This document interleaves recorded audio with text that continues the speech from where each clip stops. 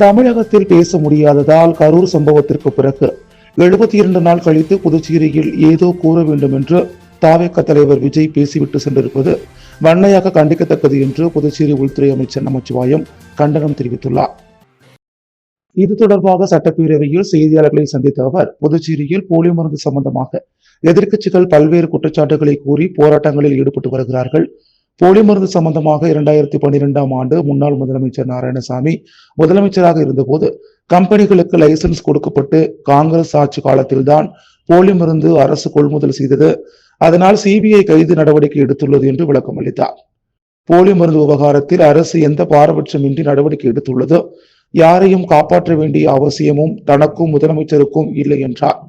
புதுச்சேரியில் நடைபெற்ற தாவேகா பொதுக்கூட்டத்தில் விஜய் புதுச்சேரி அரசு மீது பல்வேறு குற்றச்சாட்டுகளை கூறி சென்றிருக்கிறார்.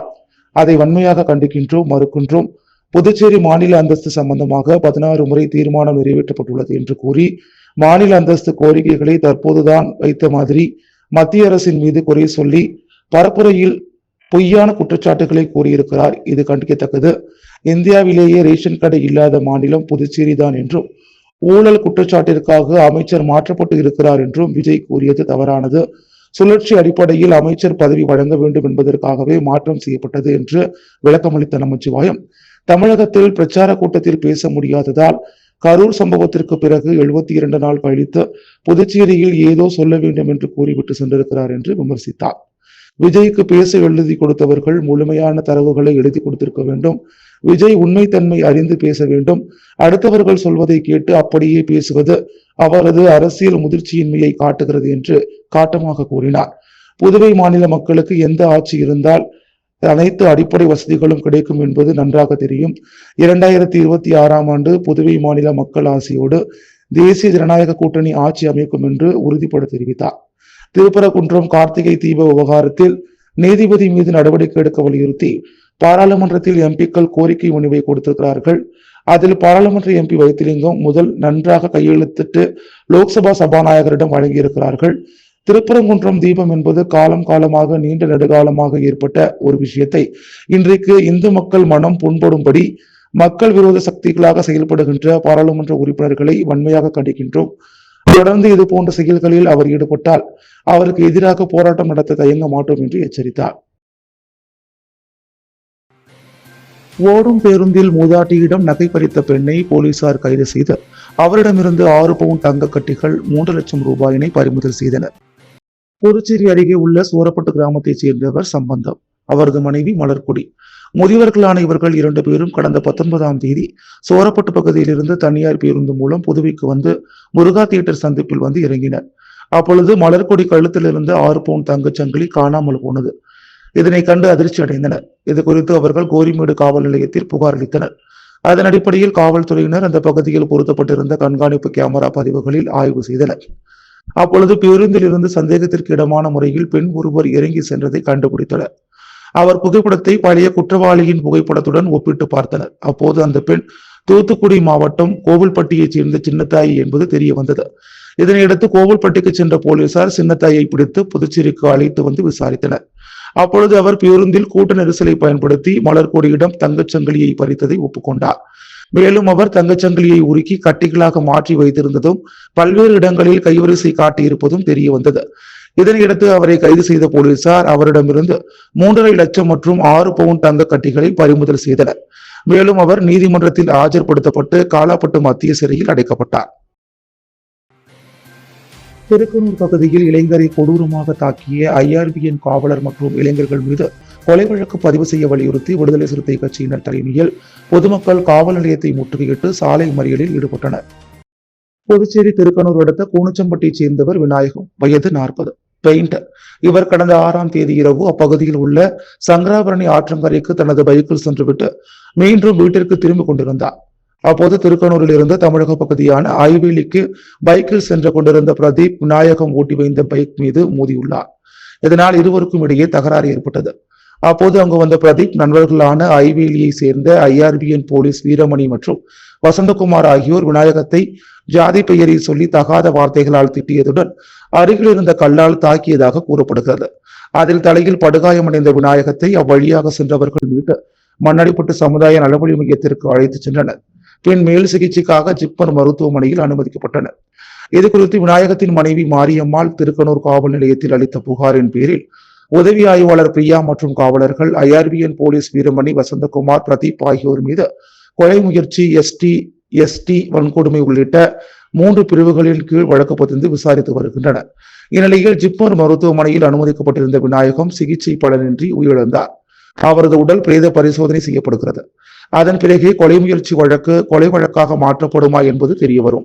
இந்நிலையில் விடுதலை சிறுத்தைகள் கட்சியின் சார்பில் திரளான பொதுமக்கள் கலந்து கொண்டு திருக்கனூர் காவல் நிலையத்தை முற்றுகையிட்டு சாலை மறியலில் ஈடுபட்டதால் அப்பகுதியில் பெரும் பரபரப்பு நிலவி வருகிறது.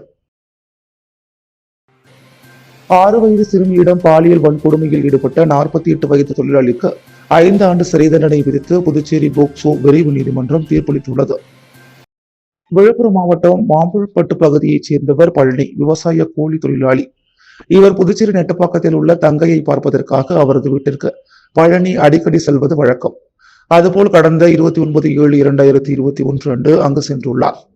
அப்போது அங்கு 6 வயது சிறுமி ஒருவர் வீட்டின் அருகே விளையாடி கொண்டிருந்தார். பழனி அந்த சிறுமியை ஏமாற்றி அதே பகுதியில் உள்ள கூரை வீட்டிற்கு கடத்தி சென்று பாலியல் வன்கொடுமை செய்துள்ளார்.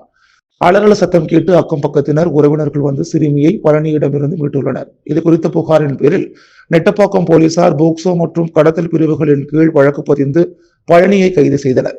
இவ்வழக்கு புதுச்சேரி போக்சோ விரைவு நீதிமன்றத்தில் நடைபெற்று வந்தது. விசாரணை முடிவடைந்ததை அடுத்து நேற்று தீர்ப்பு அளிக்கப்பட்டது. வழக்கினை நீதிபதி சுமதி விசாரித்து குற்றவாளி பழனிக்கு போக்சோ சட்டப்பிரிவு 10 கீழ் 5 ஆண்டுகள் கடுங்காவல் சிறை தண்டனையும், கடத்தல் குற்றத்திற்காக 5 ஆண்டுகள் கடுங்காவல் சிறை தண்டனையும் மற்றும் ரூபாய் 20,000 அபதாரமும் விதித்து தீர்ப்பளித்தார். மேலும் தண்டனையை ஏக காலத்தில் அனுபவிக்க வேண்டும் என்றும் பாதிக்கப்பட்ட சிறுமிக்கு அரசு 2 லட்சம் இழப்பீடு வழங்கவும் நீதிபதி உத்தரவிட்டார். வழக்கில் அரசு தரப்பில் சிறப்பு வழக்கறிஞர் பச்சையப்பன் ஆஜரானார். புதுச்சேரி காமராஜர் நகர் தொகுதிக்குட்பட்ட விநாயகர் கோவில் தெரு மற்றும் திருவேங்கடம் தெருவில் சிமெண்ட் கான்கிரீட் சாலை அமைக்கும் பணியினை அமைச்சர் ஜான்குமார் பூமி பூஜை செய்து தொடங்கி வைத்தார். புதுச்சேரி காமராஜ் நகர் தொகுதிக்குட்பட்ட விநாயகர் கோவில் தெரு மற்றும் திருவேங்கடம் தெருவில் சிமெண்ட் கான்கிரீட் சாலை அமைப்பதற்கான பணி அமைச்சர் ஜான்குமார் தொகுதி மேம்பாட்டு நிதியிலிருந்து சுமார் 45 லட்சம் ரூபாய் ஒதுக்கீடு செய்து துவங்குவதற்கான பூமி பூஜை இன்று நடைபெற்றது. இதில் அமைச்சர் ஜான்குமார் கலந்து கொண்டு இப்பணிகளை பூமி பூஜை செய்து தொடங்கி வைத்தார்.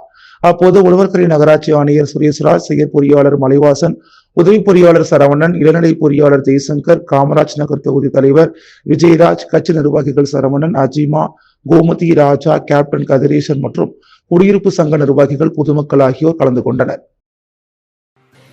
புதுச்சேரி கோரிமேடு அன்னை தெரசா முதுகலை பட்ட மேற்படிப்பு மற்றும் மருத்துவ அறிவியல் ஆராய்ச்சி நிறுவனத்தில் செவிலியர் பட்டய படிப்பு மாணவர்களுக்கான 1ஆம் ஆண்டு விளக்கேற்றும் விழா நடைபெற்றது. புதுச்சேரி கோரிமேடு அன்னை தெரசா முதுகலை பட்ட மேற்படிப்பு மற்றும் மருத்துவ அறிவியல் ஆராய்ச்சி நிறுவனத்தின் 10ஆம் ஆண்டு செவிலியர் பட்டய படிப்பு மாணவர்களுக்கான 1ஆம் ஆண்டு விளக்கேற்றும் விழா நடைபெற்றது. விழாவில் சுகாதாரத்துறை இயக்குநர் செவ்வேல், கல்லூரி புல முதல்வர் ஐயப்பன் ஆகியோர் குத்துவிளக்கேற்றி துவக்கி வைத்தனர். இந்திரா காந்தி அரசு செவிலியர் கல்லூரி முதல்வர் பிரமிளா தமிழ்வாணன் முன்னிலை வகித்தார்.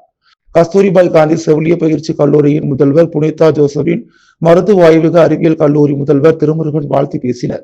செவிலியர் பயிற்சி பள்ளியின் முதல்வர் சித்ரா வரவேற்றார். தொடர்ந்து 1ஆம் ஆண்டு செவிலியர் பயிற்சி பள்ளி மாணவ மாணவியர் விளக்கேற்றி உதவி விரிவுரையாளர் கலையரசி வழிகாட்டுதலின்படி பிளாரன்ஸ் நைட்டிங்கேல் உறுதிமொழி ஏற்றனர்.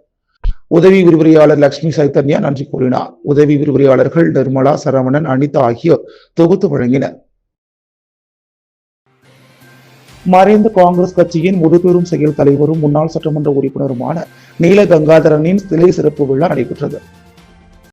புதுச்சேரியில் மறைந்த காங்கிரஸ் கட்சியின் முதுபெரும் செயல் தலைவரும் முன்னாள் சட்டமன்ற உறுப்பினருமான நீல கங்காதரனின் சிலை திறப்பு விழா கோர்க்காடு பகுதியில் நடைபெற்றது. விழாவில் காங்கிரஸ் கட்சியின் மாநில தலைவர் வைத்திலிங்கம் எம்பி, முன்னாள் முதல்வர் நாராயணசாமி, முன்னாள் அமைச்சர் கந்தசாமி, முன்னாள் அரசு கொறடா அனந்தராமன் ஆகியோர் கலந்து கொண்டு சிலையை திறந்து வைத்தனர். தொடர்ந்து அவரது சிலைக்கு மாலை அணிவித்து மரியாதை செலுத்தினர். இந்நிகழ்ச்சியில் பல்வேறு கட்சிகளை சேர்ந்த அரசியல் தலைவர்கள் பலர் கலந்து கொண்டு மரியாதை செலுத்தினர். தொடர்ந்து நடைபெற்ற விழாவில் நீல கங்காதரனின் நெருங்கிய நண்பரும் காங்கிரஸ் கட்சியின் அரசு ஊழியர் பிரிவு பொறுப்பாளருமான டாக்டர் கலிமாமணி நமச்சிவாயும் கலந்து கொண்டு அவரது சிலைக்கு மலர் தூவி அஞ்சலி செலுத்தினார். அப்போது நீல கங்காதரனின் துணைவியார் காந்திமதி, அவரது உறவினர்கள், தனி செயலர் உள்ளிட்ட பலர் கலந்து கொண்டு மரியாதை செலுத்தினர். புதுச்சேரி முத்தியால்பேட்டை தொகுதியில் திமுக சார்பில் 2026ஆம் ஆண்டிற்கான நாட்காட்டி வழங்கும் பணியினை சட்டமன்ற எதிர்க்கட்சித் தலைவர் சிவா தொடங்கி வைத்தார். புதுச்சேரி முத்தியால்பேட்டை தொகுதி மக்களுக்கு திமுக சார்பில் தலைமை பொதுக்குழு பிரபாகரன் ஏற்பாட்டில் 2026ஆம் ஆண்டிற்கான நாட்காட்டி வழங்கும் பணிக்கான தொடக்க நிகழ்ச்சி இன்று நடைபெற்றது. இதில் சிறப்பு விருந்தினராக சட்டமன்ற எதிர்க்கட்சித் தலைவர் சட்டமன்ற உறுப்பினர் சிவா கலந்து கொண்டு வீடு வீடாக சென்று நாட்காட்டி வழங்கி புத்தாண்டு மற்றும் கிறிஸ்துமஸ் வாழ்த்து தெரிவித்தார். முத்தியால்பேட்டை தொகுதி முழுவதும் சுமார் 10,000 குடும்பங்களுக்கு இந்த நாட்காட்டி வழங்கப்பட உள்ளது. ஹோமியோபதிக்கான மருத்துவ ஆராய்ச்சி பிரிவு பாரம்பரிய மருத்துவம் குறித்த 2வது உலகளாவிய உச்சி மாநாட்டிற்கான கவுண்டனை இந்தியா துவங்கியுள்ளது. ஆயுஷ் அமைச்சகம் புதுவையில் உள்ள தேசிய ஊடக மையத்தில் பாரம்பரிய மருத்துவம் குறித்த 2வது உலகளாவிய உச்சி மாநாட்டிற்கு முன்னதாக டிசம்பர் 2025 முதல் புதுதில்லியில் உள்ள பாரத் மண்டபத்தில் ஒரு செய்தியாளர் சந்திப்பை ஏற்பாடு செய்தது. 2023ஆம் ஆண்டில் குஜராத்தில் வெற்றிகரமாக நடைபெற்ற முதல் பதிப்பை தொடர்ந்து பாரம்பரிய மருத்துவம் குறித்து 2வது உலகளாவிய உச்சி மாநாட்டை இந்தியா நடத்தும் என்று மத்திய ஆயுஷ் இணை அமைச்சர் ஸ்ரீ பிரதாப் ராவ் ஜாதவ் பெருமிதம் தெரிவித்தார். இந்தியாவின் சர்வே பவந்த் சுகீனா சர்வே சந்த் நிராமயா என்ற தொலைநோக்கு பார்வைக்கு இணையாக மனித குலத்தின் ஆரோக்கியம், மகிழ்ச்சி மற்றும் நல்வாழ்விற்கான பாரம்பரிய மருத்துவத்தை பிரதான நீரோட்டத்தில் கொண்டு வருவதற்கான கூட்டு உலகளாவிய முயற்சியில் இந்த உச்சி மாநாடு மற்றொரு முக்கியமான மைல்கல்லாக திகழ்கிறது என்று அவர் கூறினார். இந்த ஆண்டு உச்சி மாநாட்டின் கருப்பொருள் சமநிலையை மீட்டெடுப்பது, சுகாதாரம் மற்றும் நல்வாழ்வின் அறிவியல் மற்றும் நடைமுறை என்று ஸ்ரீ ஜாதவ் தெரிவித்தார். இந்த நிகழ்வு 100க்கும் மேற்பட்ட நாடுகளை சேர்ந்த அமைச்சர்கள், கொள்கை வகுப்பாளர்கள், உலக சுகாதார தலைவர்கள், ஆராய்ச்சியாளர்கள், வல்லுநர்கள், தொழில்துறை பிரதிநிதிகள் மற்றும் பயிற்சியாளர்களை ஒன்றிணைக்கும் பாரம்பரிய மருத்துவத்தில் இந்தியாவின் உலகளாவிய தலைமையை வலியுறுத்திய அமைச்சர் ஆயுர்வேதம், யோகா மற்றும் இயற்கை மருத்துவம், யுனானி, சித்தா, சோவா ரிக்பா மற்றும் ஹோமியோபதி போன்ற ஆயுஷ் அமைப்புகள் பல நூற்றாண்டுகளாக மக்களுக்கு சேவை செய்துள்ளன என்றும் இன்று அவை முழுமையான ஆரோக்கியத்திற்கான நம்பகமான தீர்வுகளாக உலகளவில் அங்கீகரிக்கப்பட்டுள்ளன என்றும் கூறினார். குஜராத்தின் ஜாம்நகரில் உள்ள பாரம்பரிய மருத்துவ மையத்தை இந்தியாவுடன் இணைத்து நிறுவுவது இந்தியாவின் பாரம்பரிய அறிவு முறைகள் மீது வளர்த்து வரும் உலகளாவிய நம்பிக்கையை பிரதிபலிக்கிறது என்றும் அவர் கூறினார். உச்சி மாநாட்டு நிறைவு விழாவில் இந்திய பிரதமர் கலந்து கொள்வார் என்று எதிர்பார்க்கப்படுவதாக அமைச்சர் பகிர்ந்து கொண்டார். தென்கிழக்கு ஆசியாவின் பிராந்திய இயக்குனர் டாக்டர் பூனம் கேத்ரபால் பாரம்பரிய மருத்துவத்தின் மூத்த ஆலோசகர் பாரம்பரிய மருத்துவம் குறித்த 2வது உலகளாவிய உச்சி மாநாடு உலகளாவிய சுகாதார ஒத்துழைப்பை மேம்படுத்துவதில் ஒரு மைல்கல்லை குறிக்கிறது என்று வலியுறுத்தினார். 100க்கும் மேற்பட்ட நாடுகளின் பங்கேற்புடன் இந்த உச்சி மாநாடு தேசிய சுகாதார அமைப்புகளில் பாரம்பரிய நிரப்பு, ஒருங்கிணைப்பு மற்றும் உள்நாட்டு மருந்துகளை சான்றுகள் அடிப்படையிலான ஃப்ளோட் டோஸ்ட் மற்றும் நிலையான ஒருங்கிணைப்பிற்கான ஒரு தசாப்த கால வரைபடத்தை வடிவமைக்கும் என்று அவர் குறிப்பிட்டார்.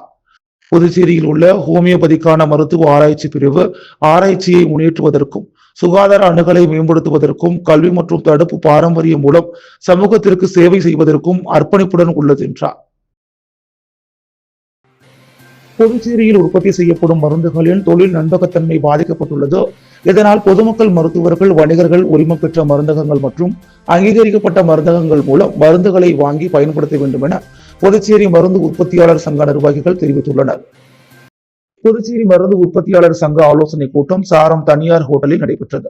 புதுச்சேரி மருந்து உற்பத்தியாளர் சங்க தலைவர் ரமேஷ்குமார் தலைமை தாங்கினார். கௌரவ தலைவர் பிரமோத், செயலாளர் சீனிவாசன், பொருளாளர் சுப்பிரமணியன் உட்பட பலர் பங்கேற்றனர்.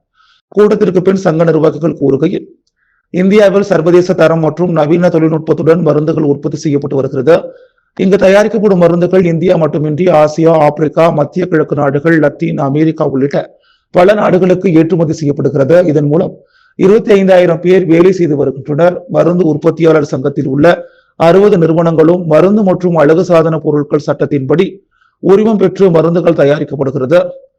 மத்திய மருந்து தர கட்டுப்பாட்டு நிறுவனம் மற்றும் புதுச்சேரி மருந்து கட்டுப்பாட்டுத்துறை இணைந்து உற்பத்தி செய்யப்படும் நிறுவனங்களில் வழக்கமான சோதனைகள், திடீர் சோதனைகள் மேற்கொள்ளப்படும்.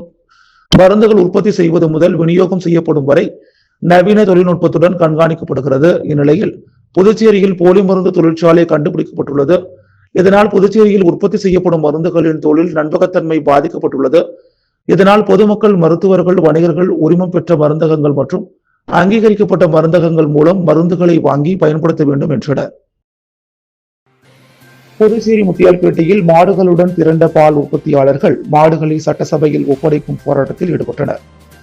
புதுவை தலைமை தனியார் பால் உற்பத்தியாளர்கள் மற்றும் விற்பனையாளர்கள் சங்கத்தினர் சட்டசபையில் மாடுகளை ஒப்படைக்கும் போராட்டம் நடத்தப்படும் என்று அறிவுறுத்தியிருந்தனர். இதற்காக மாடுகள், கண்டுகளுடன் முத்தியால்பேட்டை மணிகுண்டு அருகே திரண்டனர். சுப்ரீம் கோர்ட் உத்தரவுப்படி புதுவையில் நாய் தொல்லையை கட்டுப்படுத்த நகராட்சி கால்நடைத்துறை நடவடிக்கை எடுக்கவில்லை. மாறாக கால்நடைகளை பிடித்து அபராதம் விதித்து வருகின்றனர்.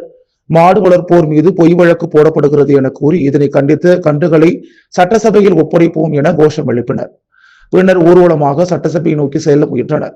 அவர்களை போலீசார் தடுத்து நிறுத்தி கைது செய்வதாக எச்சரித்தனர். இதையடுத்து புதுவை தலைமை தனியார் பால் உற்பத்தியாளர்கள் மற்றும் விற்பனையாளர்கள் நலசங்க தலைவர் கிருஷ்ணன் தலைமையில் சங்க நிர்வாகிகள் அரசை கண்டித்து கோஷம் எழுப்பி ஆர்ப்பாட்டம் நடத்திய பின் கலைந்து சென்றனர்.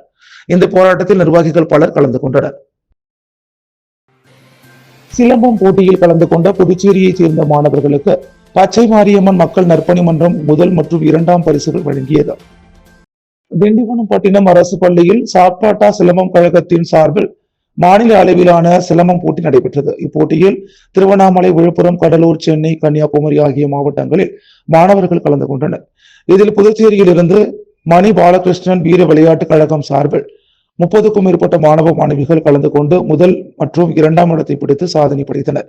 இப்போட்டிக்கு பச்சை மாரியம்மன் மக்கள் நற்பணி மன்றம் சார்பில் கர்ணன் என்கின்ற மனோகரன் நிதியுதவி கொடுத்து வழி அனுப்பி வைத்தார்.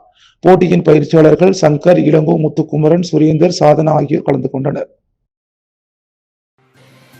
இந்திரா நகர் தொகுதியில் இஸ்ரவேல் நகரில் அமைந்துள்ள ஸ்ரீ விநாயகர் ஆலயம் மற்றும் ஸ்ரீ அம்மன் ஆலயம் கோவில் திருப்பணிக்கு இந்திரா நகர் சட்டமன்ற தொகுதியின் காங்கிரஸ் பொறுப்பாளர் ராஜாகுமார் நன்கொடை வழங்கினார்.